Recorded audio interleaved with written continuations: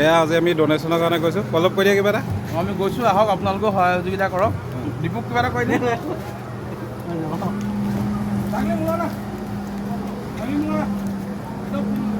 পানী biscuit biscuit মই এক দিনা জাগলে দি দিয়া। জাগলে মোলো না জাগলিয়া তো মোলো যাব লাগিব।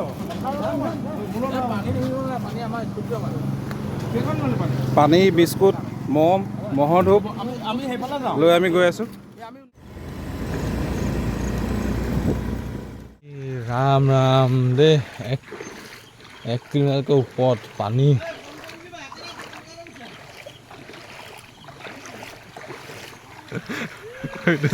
ঠেলি গৈ আছে।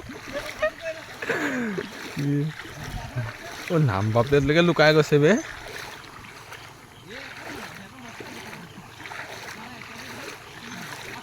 নাম বাপলৈকে লুকাই গৈছে। ৰাম ৰাম কৃষ্ণ কৃষ্ণ।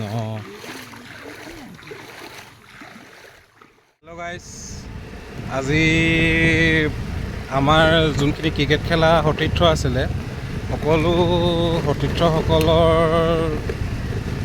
সহায় সহযোগ লৈ আমি আমাৰ ওচৰ পাজৰ অঞ্চলখিনি, যোনখিনি অঞ্চলত ধৰক অলপ পানীৰ প্ৰভাৱ বেছি হৈছে, মানুহখিনি ধৰক ওলাই আহিব পৰা নাই, সেই সকলোখিনি মানুহলৈ অলপ ক্ষুদ্ৰতম কিছু বস্তু যেনে পানীয়েই হওক, সৰু সুৰা বিস্কুটৰ পেকেটেই হওক, মহৰ ধূপ, চেনিটেৰী পেড তথা অলপ মমবাতি লৈ বা তেনেকুৱা ধৰণৰ বস্তু লৈ আমি আগবাঢ়িছোঁ।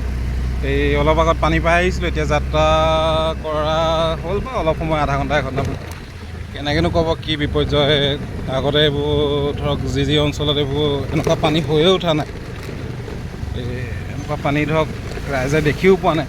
বা এনেকুৱা এটাও হৈছিলে, অলপ দিনৰ আগত মানুহৰ মাটি ৰুবলৈকে চিন্তা হৈছিলে, এটা খৰাং পৰিস্থিতিৰ সৃষ্টি হৈছিলে। আজি এইটো এনেকুৱা ধৰণৰ পানী, এইফালে গোটেই চাৰিওকাষে পানী, মানুহবোৰ চব ঘৰ দুৱাৰ ওখ স্থানত অৱস্থান কৰিছে। তো ক'বলৈ গ'লে মাটি ৰুবলৈও চিন্তা হৈছিলে ধৰক পানীৰ কাৰণে, পানীৰ অসুবিধাৰ কাৰণে।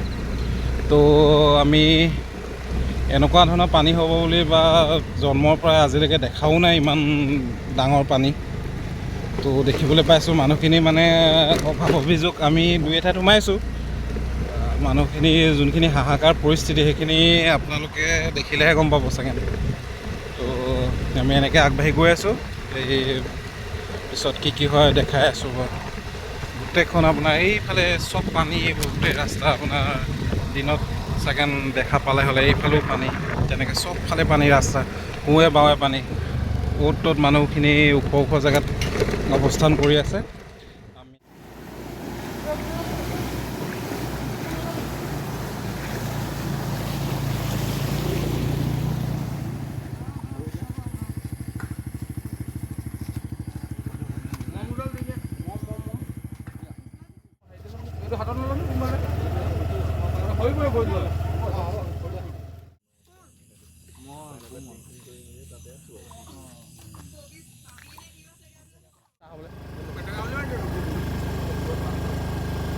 বলম দা ববা একেলগে পঢ়া।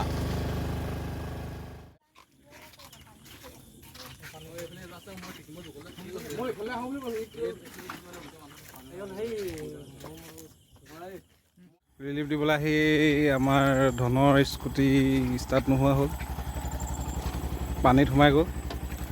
সেয়া পানী। আমি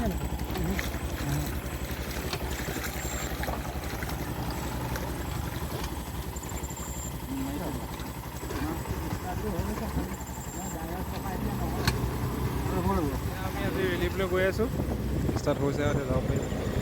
আমাৰ ক্ৰিকেট খেলা লগৰবোৰ